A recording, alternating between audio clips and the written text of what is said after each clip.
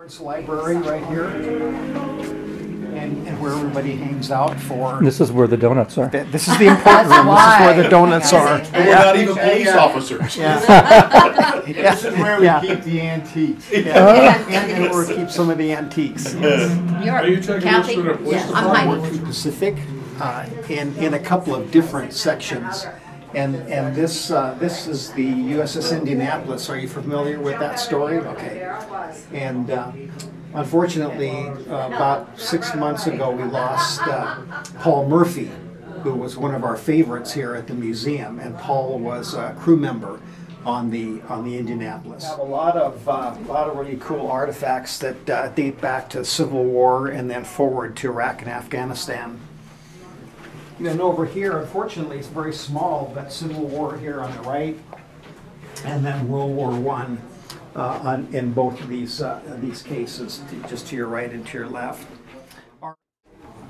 Back in May of 2013, we opened this exhibit, which is all of our Gulf War, starting here with the first Gulf War, and then counterclockwise going over here, second Gulf War, and then Afghanistan over here on the wall here. What we did was we did it kind of in that chronological time frame, and then we did it mostly in pictures, and then a little bit of text identifying the time frames of the conflicts, and then did our best to show that in pictures, and then in artifacts, and then a few mannequins with the individuals of that were in those conflicts in those time frames. We have a couple of pilots over here. Marine Corps Harrier pilot Mike Beglin, an A6 pilot who flew off the carrier Midway. This guy here, Glenn Crummell, was actually a co-worker of mine at Ball Aerospace. Everybody here is still alive and kicking. This lady here, Carrie Krupa, was Tracy Krupa, excuse me. She was both in the Navy and in the Army, but she was a Navy corpsman when she was over in Iraq in the first Gulf War. And then she was in the Army Reserve, retired from the Army Reserve just recently, and then she was also a Broomfield cop. They'd drop us there and they'd go out and take old mattresses and put on tanks. Yeah, this is your 34-foot tower. What it is a zip line.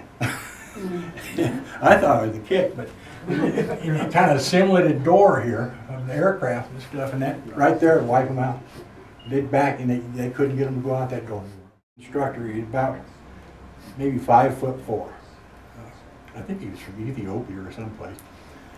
But he come up to me one morning and he says, He looked up at you, right? he looked up at me, he didn't rock back too. And he said, I'm going to wash your skinny ass out of here today. I engaged my mouth before I did my mind. I looked back and I said, you ain't man enough. Oh,